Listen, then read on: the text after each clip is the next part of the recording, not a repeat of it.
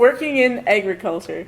As most of us know, First Nations people were generally known as hunter-gatherers. They were used to hunting and roaming large distances to collect their food. In an attempt to further assimilate the First Nations people, government agents and missionaries set out to make the First Nations people abandon their traditional way of living in light of their own. Most First Nations people did not farm in the first place because they had little arable land, and the Indian Act had discriminatory laws that not only gave Europeans the first pick, but also a greater volume of land. Unfortunately, the industrial takeover of salmon resources displaced the coastal First Nations, as well as cutting them off from a vital source of food. In the interior, agricultural interests, mainly the vast plots of land perfect for farming, displaced the interior First Nations from their territories as well.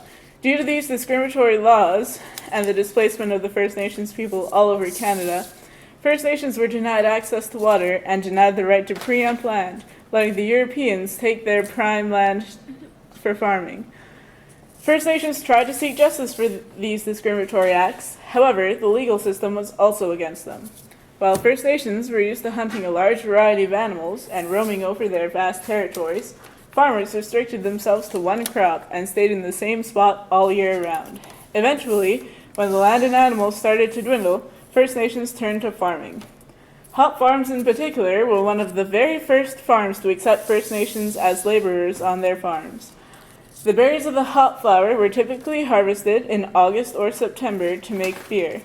Women and children picked the berries, while the men cared for the plants, transported the sacks of berries, and worked the kilns. Hop farmers were dependent on First Nations and First Nations on them.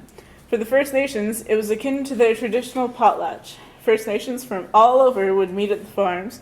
They would bring food or items to trade, held competitions, and caught up on news.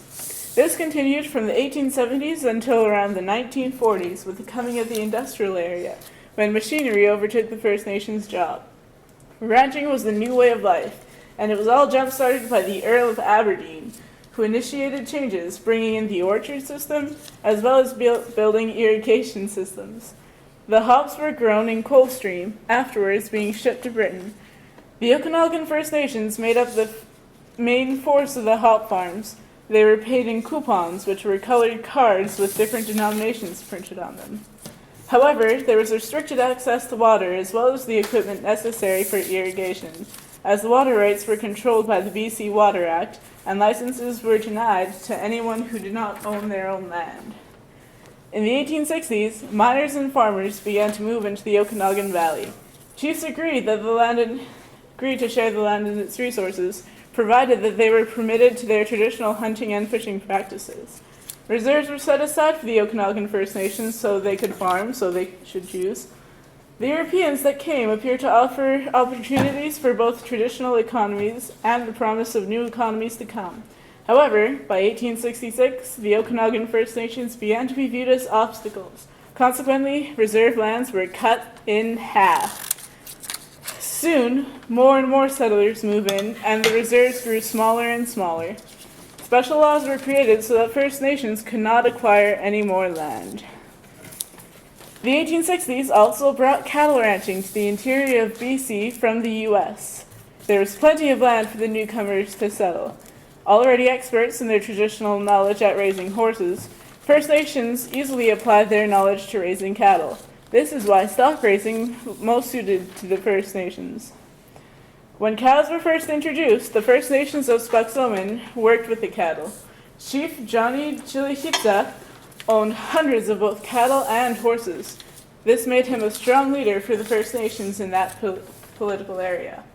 Also worth noting was the Thomas family of Peace River area. He was one of the first ranchers in that area, and while he had signed Treaty 8, he eventually gave up his Indian status for the privilege of preempting land.